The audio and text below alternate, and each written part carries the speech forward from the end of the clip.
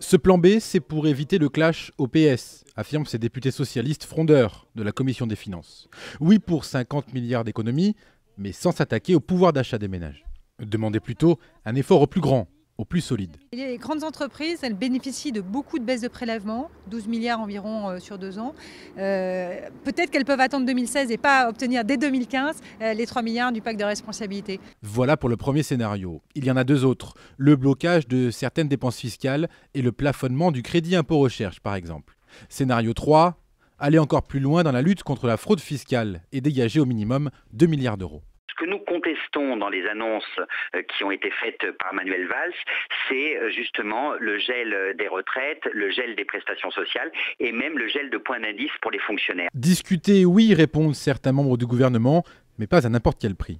Si on bouge quelque chose, il faut bouger autre chose ailleurs. Voilà, il faut toujours rester dans une épure qui a 50 milliards.